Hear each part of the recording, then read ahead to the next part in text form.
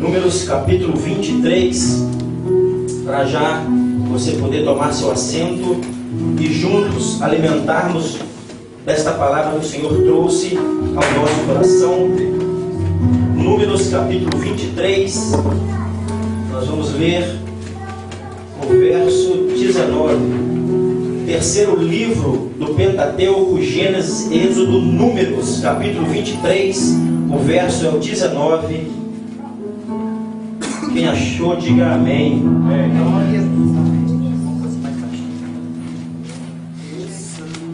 Diz assim a palavra do bom mestre. Você que não trouxe sua Bíblia, ouça simplesmente. A Bíblia diz que a fé vem pelo ouvir, e ouvir a palavra. Fala assim a palavra do Senhor: Deus não é homem para que minta, nem filho do homem para que se arrependa. Porventura diria ele e não faria, ou falaria e não o confirmaria. Amém? Amém. Você pode olhar para o seu irmão do seu lado e falar assim: meu irmão, Deus falou, está falado. Deus falou, está falado. Vamos falar com os portugueses aqui. Como os portugueses falam: Deus falou, já está. Amém? Deus falou, já está, meu irmão. Para parafrasear esse texto, eu quero que você abra comigo em 2 Crônicas. 2 Crônicas. Você está em Número, Deuteronômio, Juízes, 1 Samuel, 2 Samuel, 1 Reis, 2 Reis, 1 Crônicas e 2 Crônicas. Glória a Deus. 2 Santo é o Crônicas, nome de Jesus. Capítulo 15, o versículo é o 7. 2 Crônicas, capítulo 15, o verso 7. Diz assim a poderosa palavra do Senhor Jesus: Mas esforçai-vos e não desfaleçam as vossas mãos, porque a vossa obra tem uma recompensa. Mas esforçai-vos e não desfaleçam as vossas mãos, porque a vossa obra tem uma recompensa. Amém, queridos? Pode fechar sua Bíblia, feche também os seus olhos. Vamos falar com Deus mais uma vez. Espírito Santo, estamos aqui nesta noite de festa.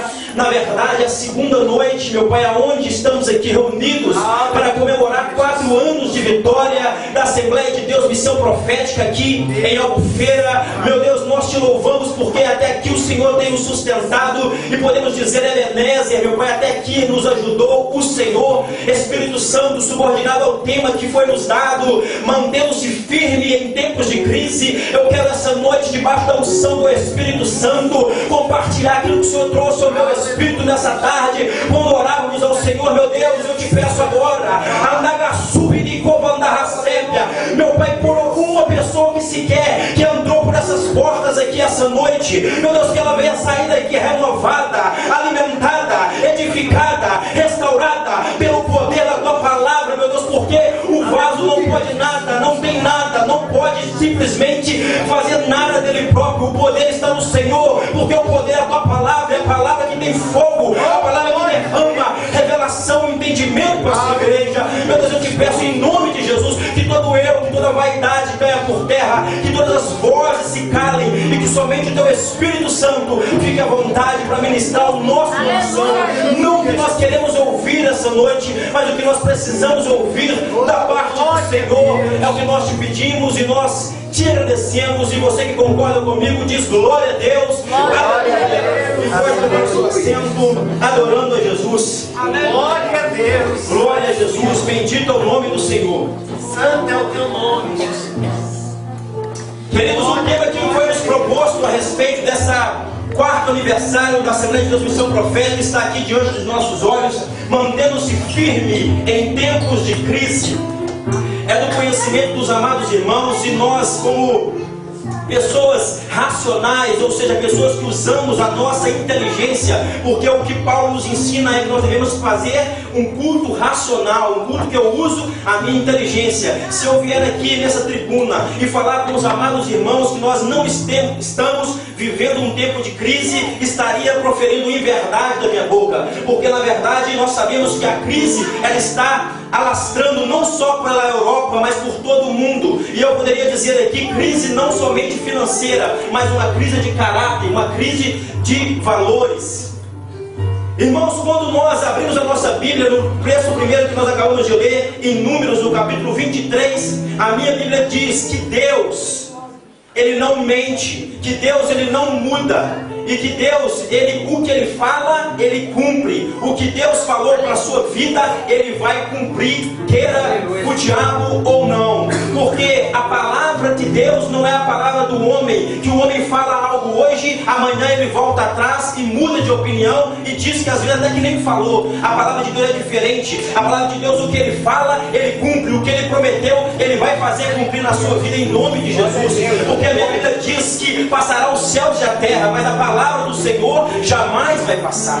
A minha Bíblia diz em Jeremias capítulo 1, versículo 12, que disse o Senhor: viste bem, pois eu velo pela minha palavra para fazê-la cumprir. Meu irmão, nós estamos debaixo de uma promessa, nós estamos debaixo de uma revelação da parte de Deus, que se Deus tem para você e para mim promessas, elas vão se cumprir. Você precisa acreditar nessa palavra. Eu quero te pedir nessa noite, em nome de Jesus, se renda, abra o seu coração, e com poucos minutos aqui eu quero trazer para você uma palavra da parte do Senhor Jesus. Glória a Deus. Segunda Crônicas, meu irmão, onde nós lemos, está escrito que a obra que você faz para Deus, a obra que você foi alistado, ela jamais é em vão. A Bíblia chega a dizer que até mesmo um copo d'água que você oferece, você não vai ficar sem receber ali a sua recompensa. Quem dirá você que tem arrastado aí por alguns anos e passado hoje, por exemplo, pela chuva, pelas adversidades, chegado aqui nesse templo para louvar e adorar ao Senhor. Querido, eu poderia dizer muitas vezes aqui que a sua vida é um mistério. E você fala assim comigo: missionário Alex, você não sabe da minha história, você não sabe da minha vida. Se eu for sentar com você apenas alguns minutos e falar o que eu tenho atravessado nessa nação, o que eu tenho vivido no meu casamento, o que eu tenho vivido na minha casa, você simplesmente não ia acreditar e você ia começar a chorar comigo.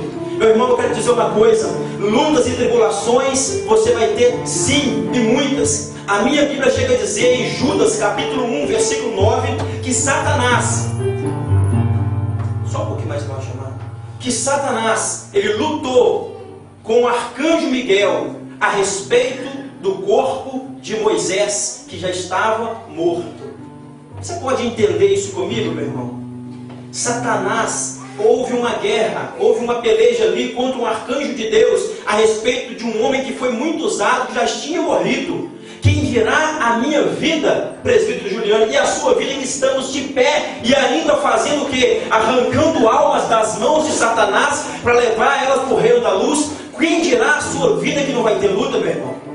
Então, meu querido, se alguém te disse, se alguém pregou para você um evangelho, que a palavra evangelho significa boas novas, que você ia simplesmente vir para Jesus, Jesus já resolveu todos os seus problemas, que Jesus ia te dar 22 carros, ia te dar 13 apartamentos, ia fazer tudo isso, desculpe eu te dar essa informação, mas ele te falou uma inverdade. Por quê? Porque a minha Bíblia diz que Jesus, ele veio com um único propósito: ele veio salvar e buscar aquele que havia se perdido. Jesus, ele veio para resolver um problema espiritual do homem, que uma vez que ele pecou lá em Gênesis, Adão e Eva, ele ficou desligado do relacionamento com Deus. Você conhece muito bem. E Jesus, ele veio para reatar, a Bíblia diz que ele veio para reconciliar o homem com Deus, porque havia uma separação. O pecado nos separa de Deus. Mas glória a Deus por Jesus Cristo, que ele fez essa união sua e minha com o próprio Deus. Hoje nós podemos fechar os nossos olhos, entrar no nosso quarto, dobrar o nosso joelho e começar a falar com Deus. Em poucos minutos o Espírito Santo começa a alegrar o seu coração.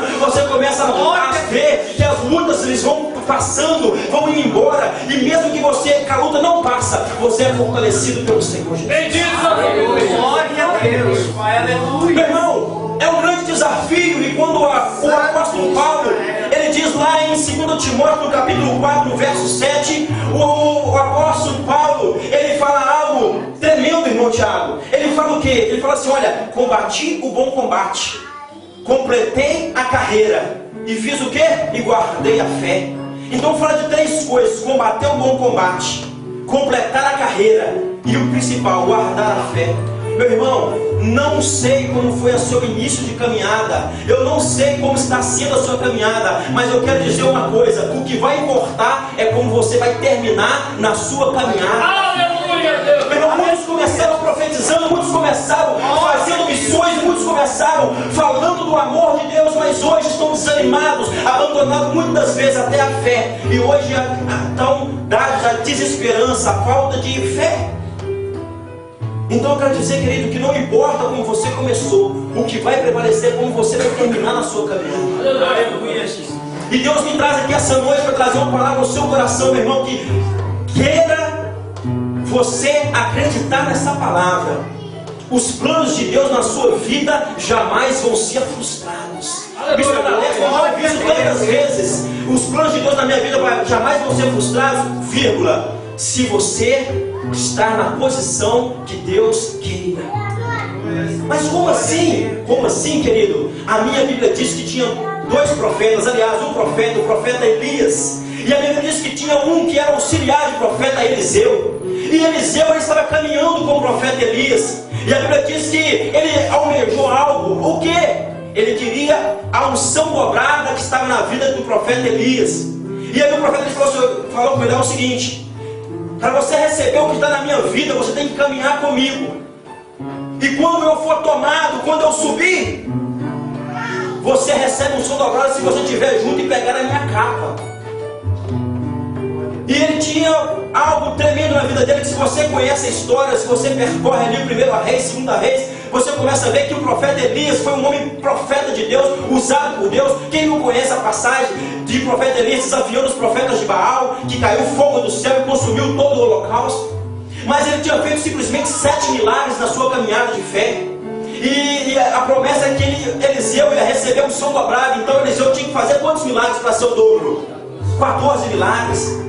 E a Bíblia diz, meu irmão, que o profeta Eliseu, ele começou a caminhar e foi fazendo os milagres. Você conhece a passagem da viúva, e chegou num determinado momento que o profeta Eliseu morreu, e contando os milagres foram apenas 13 milagres. Mas, missionário Alex, então, Deus não falou que era um som dobrado, então está faltando milagre. Meu irmão, preste atenção no propósito de Deus na sua vida e na minha vida. Se você estiver na posição, as promessas de Deus vão se cumprir na sua vida, em nome de Jesus. A Bíblia diz que no meio de uma peleja, estava ali aquele exército lutando contra o outro, e de repente o que aconteceu? Um soldado morreu, e o profeta Eliseu já tinha morrido, já tinha enterrado ele, e no meio da peleja eles ficaram só ali. Veio o exército inimigo, eles pegaram aquele soldado morto e julgaram ele de qualquer jeito. Aonde que esse soldado caiu? Na cova, meu irmão, justamente que tinha enterrado o profeta Eliseu. Olha Deus cumprindo a promessa, 14º milagre na vida dele. Meu querido, muitas das vezes nós temos promessas de Deus, nós cremos nas promessas de Deus, mas às vezes nós não estamos na posição que Deus quer que nós estejamos. E eu quero dizer uma coisa: Deus quer cumprir as promessas na sua vida, e você vivo para participar, para regozijar da promessa. Por quê? Porque a glória é de Deus, mas a alegria é de quem? A alegria é sua, a alegria é minha. Aleluia. Até hoje, meu irmão, quando uma alma se converte, é Deus cumprindo a promessa que tinha feito na vida de Abraão. Abraão, te darei filhos como as areias do mar, como as estrelas do céu. E até hoje, uma pessoa quando se converte a Jesus, quando é feito um apelo na igreja, é Deus cumprindo a promessa na vida de um homem, o patriarca, o pai da fé, Abraão. Então muitas vezes a estratégia de Satanás, ele quer fazer o quê? Primeiramente, Satanás não quer que você ouça a palavra e se converta. É a primeira atitude de Satanás. A segunda, que uma vez que você já se converteu, ele quer que você se desvie do Evangelho. Mas e peraí, eu me converti e não desviei. Então ele vem para a terceira tentativa na sua vida. Ele quer que você viva uma vida fria e vazia na fé, uma vida xoxa, uma vida morna. E a palavra de Deus diz que Deus ele vai vomitar, ou nós somos quente ou frio, porque os mornos ele vai vomitar. Então, querido, no meio da crise, no meio da adversidade, no meio dos tempos de crise, nós temos que permanecer firmes. Mas nós só vamos estar firmes se a nossa vida está alicerçada na palavra de Deus, em uma vida de oração, uma vida de renúncia. Estamos vivendo um tempo, querido, que quantas pessoas têm retornado, e eu quero mandar um recado aqui, meu irmão, para pessoas aqui que às vezes têm retornado. Eu quero que você preste muita atenção nisso. Deus havia dado uma palavra para o profeta Jonas, falado com ele o que? Jonas, eu quero que você vá para Nínive, para você levar a palavra que eu tenho para aquele povo. Mas o que aconteceu com Jonas? Jonas, ele fugiu para Tarsis, ou seja, desculpe o trocadilho, mas tem muitas pessoas que estão fugindo para Tarsis, ou fugindo para o Brasil.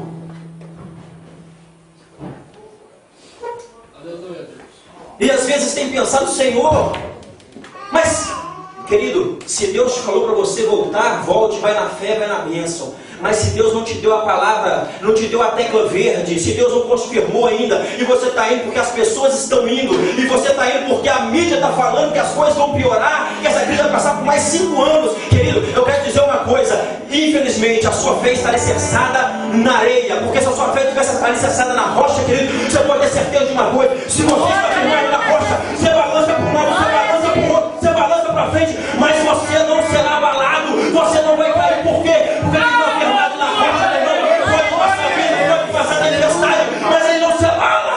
Glória a Deus. Aleluia. Não se abala, meu irmão. Santo de Israel.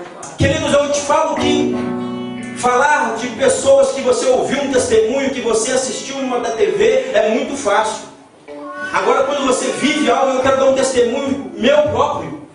Nós, irmãos, estivemos aqui em dezembro, nessa nação, por 1 mês. Estávamos aqui, eu estava trabalhando, a minha esposa tinha um negócio próprio, e nós viemos a passeio aqui, por 30 dias, meio que a passeio, meio que como os espias para sondar a terra. E quando aqui chegamos, vimos a necessidade de Portugal, vimos a realidade desta nação, vimos aqui como que pode um país com apenas 10 milhões de habitantes ter 44 conselhos que ainda não possui uma igreja evangélica estabelecida nesse conselho. E eu, fazendo a comparação paralelo da onde eu estou no Brasil, eu vejo púlpitos, eu vejo igrejas que com uma coleção de pelo menos 20 pastores, 10 pastores, todos sentados ali.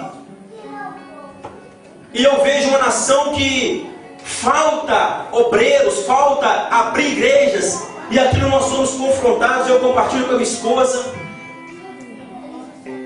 Eu falo com ela, meu amor, se Deus tem chamado a nossa vida agora para ter um momento de desafios, porque, meu irmão, para você renunciar a algo, você pode ter certeza de uma coisa: se você quer algo que você nunca teve, você tem que fazer aquilo que você nunca fez. Se você quer receber algo que você ainda não recebeu, esteja disposto a Deus te pedir algo que você nunca fez para Ele. Meu irmão, estávamos numa vida confortável, eu trabalhando numa boa empresa, ela com um negócio próprio dela, nós com um apartamentinho muito mobiliado, tudo tranquilo, ela com os veículos dela, eu com o meu, a nossa vida tranquila. Eu ia para a igreja no final de semana, glória a Deus, Jesus eu te amo, voltava para casa e a vida continuava. Meu irmão, mas Deus, Ele trouxe uma palavra: eu quero agora que você dê esse passo de fé. Meu irmão, voltamos para o Brasil em janeiro, ficamos 1 mês apenas, e eu compartilhei com alguns irmãos, com alguns amigos que Deus havia nos chamado, e a minha esposa tinha entrado em concordância, porque, querido, eu quero dizer uma coisa: você, a partir do momento que você fez uma aliança no altar de Deus, você não é mais 2 pessoas, a Bíblia diz que se torna uma só carne. E aí, nós em comum acordo decidimos isso, e meu irmão ficou preparando as coisas, vendendo as coisas da empresa dela, e eu demitindo da empresa. As pessoas chegaram: missionário Alex, para que isso? Não, nós precisamos de você aqui. Não, aqui tem muita coisa, agora você vai caçar luta, rapaz. Você não tem acompanhado os noticiários, não? Esse país está em crise, rapaz. As coisas ali vai piorar ainda mais. Não, fica aqui. Querido, eu quero que você, se você sair aqui essa noite entendendo só isso, já valeu a pena.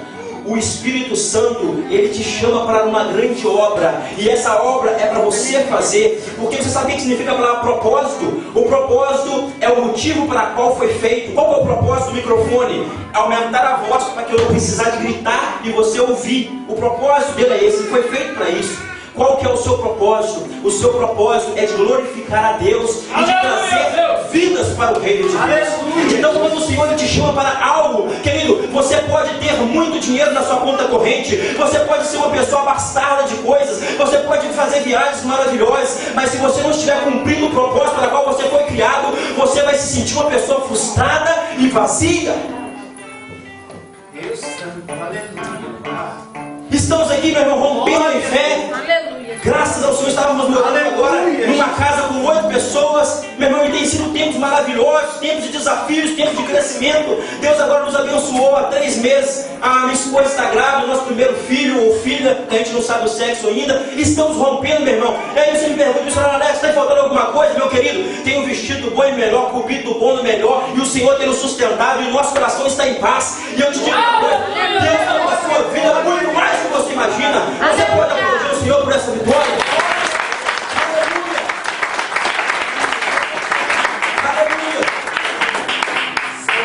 Querido, você é obreiro, você é pastor, você é líder de Deus. Deus ele tem colocado, meu irmão, uma visão para a sua vida, para você conduzir um povo. Eu não sei se você é levita, você é pregador, você é intercessor, eu não sei qual é o seu ofício no reino de Deus, mas eu sei de uma coisa, querido, você precisa de ter uma visão geral da obra de Deus. Uma visão geral como? De quem você é, a sua identidade. Mas principalmente você tem que saber o que? Algo específico. Deus te chamou para quê? Deus te chamou para algo específico. E Ele quer revelar a você qual que é a vontade específica para a sua vida, meu irmão. Meu irmão, quantas pessoas, o pastor ontem, ministrando a palavra, ele falou sobre isso, a respeito de discipulado, de cuidar de vidas. E sabe de uma coisa? O discípulo, ele não segue uma pessoa. O presbítero Juliano não está seguindo o pastor Ivan. Você não está seguindo, meu irmão, uma pessoa, você está seguindo uma visão. Qual que é a visão de Deus para a sua vida? A visão de Deus para a minha vida, se você me perguntar, eu te falo. Deus me deu uma visão, que eu compartilho com a mesma visão do meu pastor, é de plantar igrejas sobre a face da terra. Nós queremos abrir portas de oração, aonde pessoas ouçam o Evangelho e entreguem a vida para Jesus e sejam transformadas pela palavra de Deus. Aleluia. Deus está falando com pessoas aqui essa noite. A minha oração é que o Espírito Santo revele ao seu coração e traga entendimento qual que é o plano e o propósito dele para a sua vida e para a minha vida. Aleluia. Deus Santo, aleluia, Pai. Meu irmão, porque nós estamos vivendo um tempo, porque estamos sendo pressionados de tal forma. Se você liga na SIC, na RTP, você começa a ver só o quê? Crise, crise, crise. Eu te digo uma coisa, meu irmão, você quer conhecer o caráter de uma pessoa? Bota a pressão nela. No momento da pressão você conhece o caráter. Presbítero Juliano, com dinheiro no bolso, com carro com tanque cheio, você com a sua conta corrente lá transbordando de euro, meu irmão, você não conhece o caráter de ninguém, você está na bonança. Agora você quer conhecer quem que é quem, meu irmão? Começa as coisas a estreitar, começa as coisas a começar a ficar ali mesmo no espreito. Faltar não falta, porque Deus ele é fiel para cumprir e para sustentar. Mas quando as coisas começam a estreitar, meu irmão, você começa a conhecer quem que é quem. Querido, sabe essa crise? Não é o diabo, não. Essa crise é Deus fazendo a colheita final de quem realmente tem compromisso com Ele e está alinhado com o plano de Deus, com quem não está. Esses dias agora eu fui no CEF olhar a questão de documentação. Glória a Deus, deu tudo certo. A atendente do CEF falou assim: olha, mas você já chegou aqui agora? Eu estou fazendo só os papéis lá, resolvendo lá para todo mundo ir embora. O que tem de brasileiro indo embora? Queridos, por quê? Porque muitos são movidos pelo que a mídia tem falado. O que a mídia tem falado é uma questão matemática, sabia? A pessoa faz as contas, peraí, €1, R$2,35, R$2,40. Se eu continuar aqui longe da minha família, com saudade e tal, não vale a pena. Então eu vou voltar para o Brasil, que eu vou ali, eu ganho 3, 4 salários, R$2.000 e está tudo bem. Ela olha só a visão matemática da coisa, ela esquece do propósito de Deus, ela esquece que essa nação, meu irmão, ela está com um número muito baixo de cristãos cristãos. O Brasil, a estatística é que até o ano de 2014 vai ter ultrapassado o número de cristãos protestantes. Mais de 50%. Sabe o que é isso? Um avivamento. Se você hoje for no Brasil, meu irmão, você vai ver um evangelho pregado no rádio, pregado na televisão. Você vai ver um evangelho pregado em outdoor, pessoas gritando no meio da rua, pregando o evangelho que Jesus Cristo, Ele salva, liberta e vai voltar. Mas aqui, meu irmão, se você vai em lugares aqui, como nós já fomos, Alhandra, nós fomos em uns lugares aqui, meu irmão, não tem, você não vê igreja, não tem portas. Há 2 semanas atrás estávamos ali na Espanha, ficamos ali por 12 dias. Meu irmão, fomos num lugarejo que as pessoas andam mais de 100 quilômetros para ir para uma igreja mais próxima. Não há porta de salvação. E Deus dá uma promessa para essa nação, meu irmão. Deus, profetas de Deus, homens de Deus, declararam que o avivamento que a Europa precisa vai começar através de Portugal. Sim ou não? Sim. Através de Portugal é a porta do avivamento. Eu quero que você abra comigo a sua Bíblia, 1 Timóteo capítulo 6. 1 Timóteo capítulo 6, versículo 7. 1 Timóteo capítulo 6, o verso 7. Enquanto você acha 1 Timóteo capítulo 6, verso 7, eu quero te contar uma história verídica. Um grande imperador chamado Alexandre o Grande, todos nós já ouvimos falar. Esse homem muito rico, ele fez um pedido meio que estranho quando ele viesse a falecer, quando ele viesse a morrer. Ele falou assim, com seus súditos, com seus empregados, ele falou assim: olha, quando eu estiver nos meus últimos momentos, eu quero que vocês preparem um caixão. Vocês preparem? Um caixão. Que você prepare um caixão. E nesse caixão, eu quero que você coloque várias gavetas nele. Estranho isso, né? Prepare um caixão, coloque várias gavetas. E ainda ele falou ainda mais: eu quero que você encha as gavetas de joias, de moedas e de ouro. Para que isso? E o que aconteceu? Eles fizeram isso. E quando ele falou: e quando eu estiver indo para ser enterrado, eu quero que você abra essas gavetas e que você comece a espalhar pelo caminho todas as joias, todos os tesouros que tiver nas gavetas. Eu quero deixar ali uma mensagem. E a mensagem que ele deixou, querendo ou não, entra em comunhão com a que a Bíblia diz em 1 Timóteo capítulo 6, no verso 7, que fala o seguinte: porque nada trouxemos para este mundo, e manifesto é que nada podemos levar dele. Tendo, porém, sustento, e com que nos cobrirmos, estejamos com isso contentes.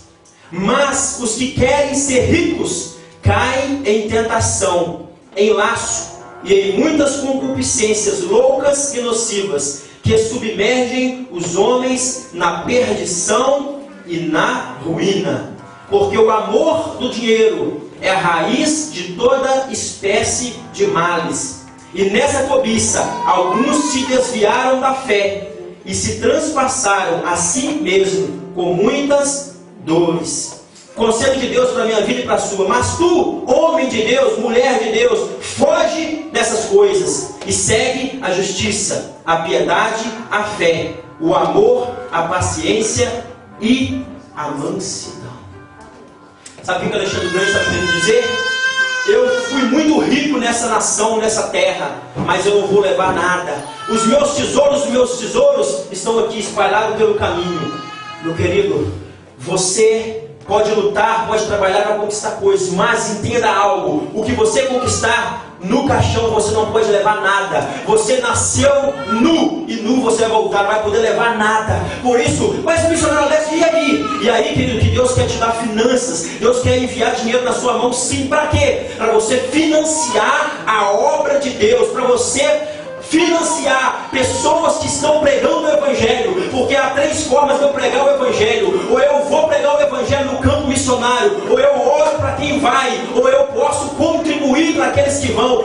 Meu irmão, está aqui o pastor Ivanilson. Estávamos essa noite jantando e compartilhando dos projetos que Deus tem colocado coração deste homem. Ele tem falado de abrir igrejas, meu Pai, para alguns lugares aqui na Europa, e um deles é a Alemanha. Querido, eu te pergunto uma coisa: para abrir igreja, para ter um espaço físico, para ter aqui o equipamento, isso precisa de quê? De fé, aleluia, mas precisa também de recursos. Por isso Deus quer levantar obreiros, homens, mulheres de Deus nesses últimos tempos, para financiar a obra de Deus, porque a minha Bíblia diz que o Senhor já vem, Maranata, ora vem, Senhor Jesus. Jesus Cristo está voltando, igreja. Abra os seus olhos, desperte. Pare muitas vezes de olhar para o meu próprio umbigo, achando que eu preciso disso, eu tenho isso, eu quero isso, meu irmão. A nossa missão na terra é anunciar a obra de Deus, anunciar que Jesus Cristo, Ele veio para Ele voltar novamente, e só vai subir com Ele aquele que tiver um nome escrito no livro da vida.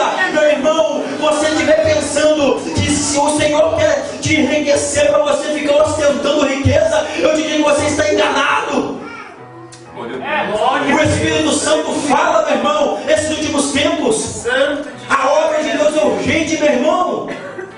Quando as pessoas nessa hora estão sacrificando o seu corpo, estão andando de joelhos, fazendo sacrifícios, meu irmão, terríveis, com um objetivo inútil. Por quê? Porque faltou o entendimento da palavra.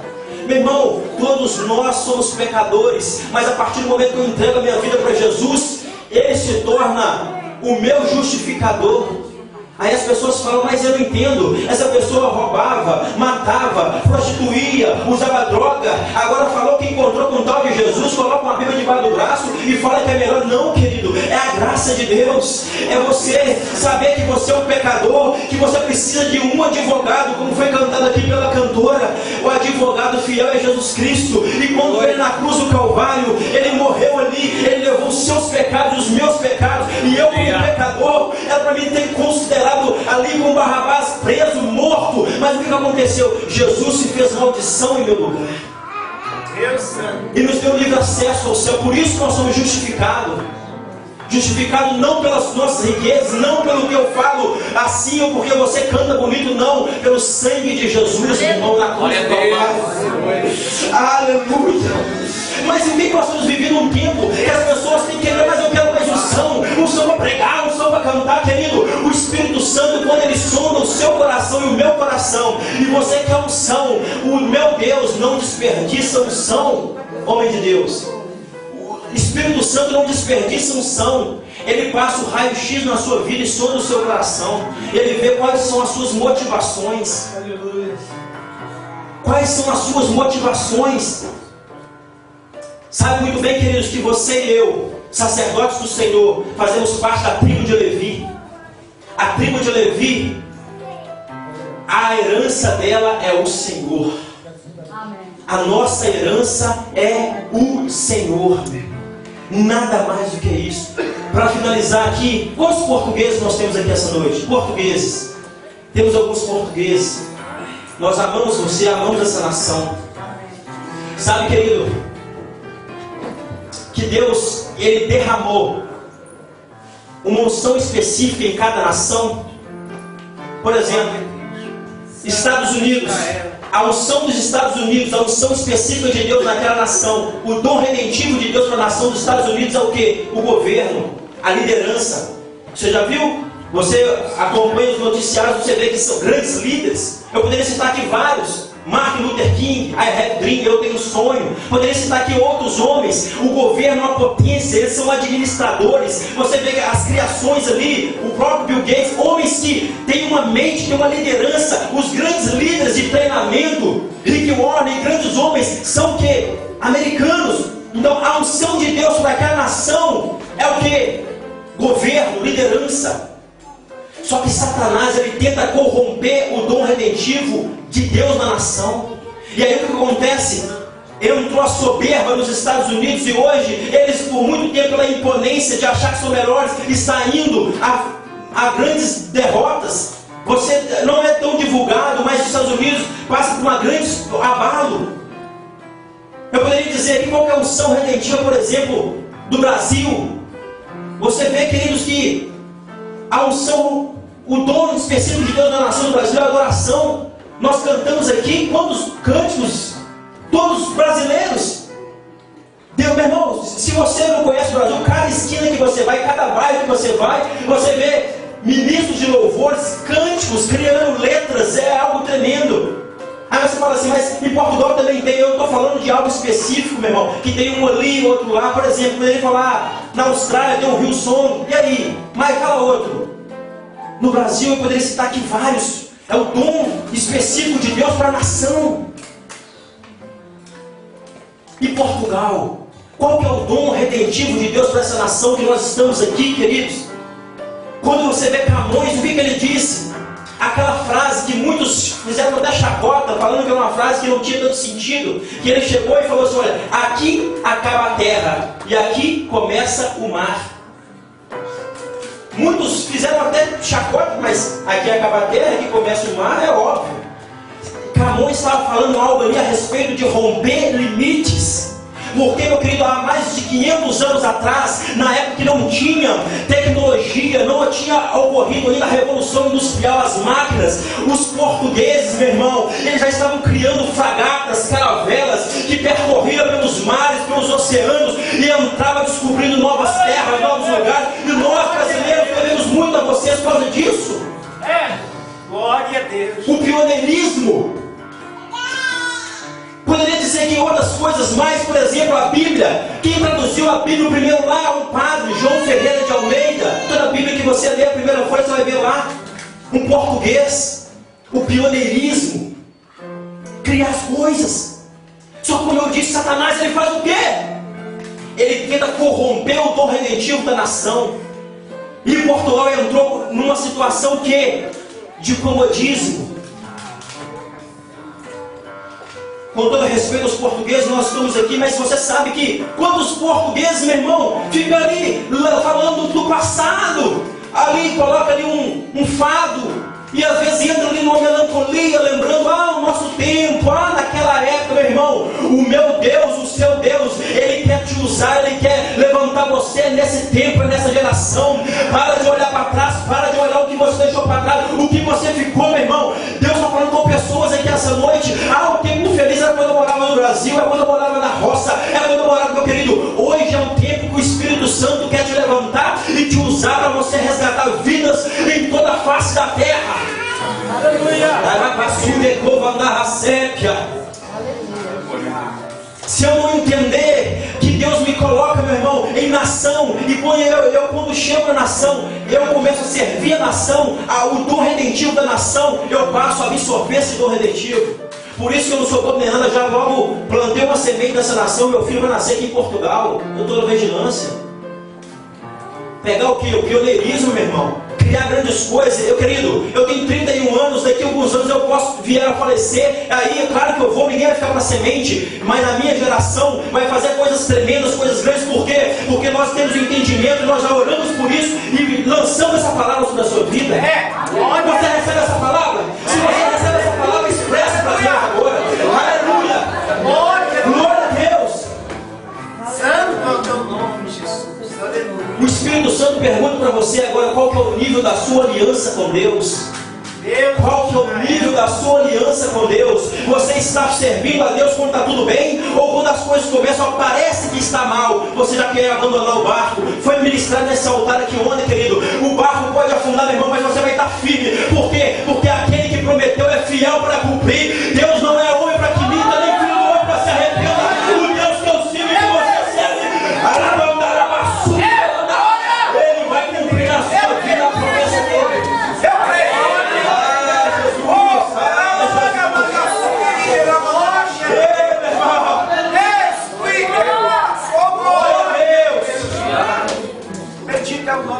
Para finalizarmos, querido, Lucas capítulo 15, versículo 7. Já estou passando o microfone para quem de direita. Lucas capítulo 15, versículo 7. É uma palavra de Deus, meu irmão. Eu não posso entregar o microfone sem fazer isso. O Espírito Santo me dirige nessa hora. Lucas capítulo 15, o versículo 7. Diz assim a palavra do Senhor. Lucas capítulo 15, versículo 7. Querido, eu quero ser profeta de Deus na sua vida, meu irmão. O profeta de Deus, ele não tem compromisso com as pessoas, ele tem compromisso com Deus. Que é um exemplo disso, o próprio João Batista. O próprio João Batista começou a denunciar o pecado, começou a falar coisas que estavam acontecendo. O que o rei Herodes falou? O rei Herodes ficou numa situação complicada, e a mulher Herodias, ela quis um jeito de outro matar aquele homem. Por quê? Porque a verdade, irmão, quando confronta muitas pessoas, as pessoas ficam incomodadas, e eles queriam arrumar um jeito para acabar com aquele profeta, para calar a boca daquele profeta. E sabe o que aconteceu? A filha de Herodias, Salomé, dançou, e o rei Herodes falou assim: olha, pede o que você quiser, até a metade do meu reino que eu vou te dar. Meu irmão, presta atenção. O rei Herodes falou: até a metade do meu reino eu te darei, pede o que você quiser.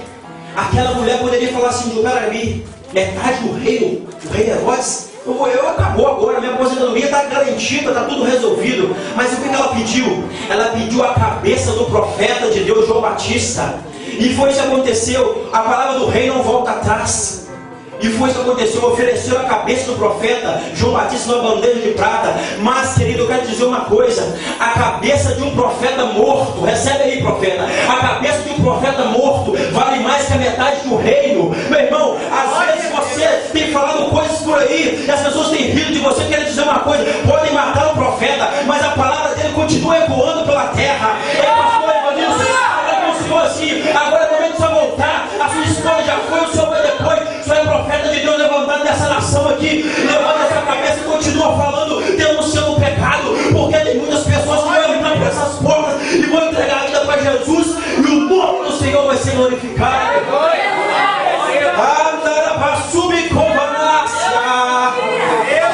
Tu és profeta, tu és profetisa de Deus, meu irmão.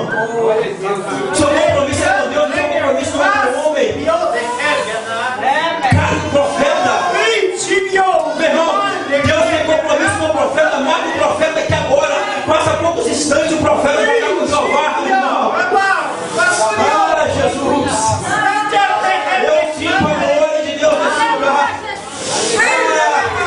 Vou parar um minutinho para você adorar esse Deus.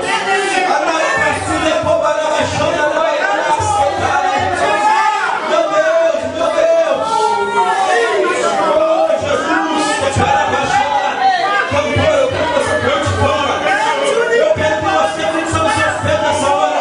O Espírito Santo levanta a profetizar na sua vida. Levante e fica sobre os seus pés agora, crente. Andará baixando, andará subindo.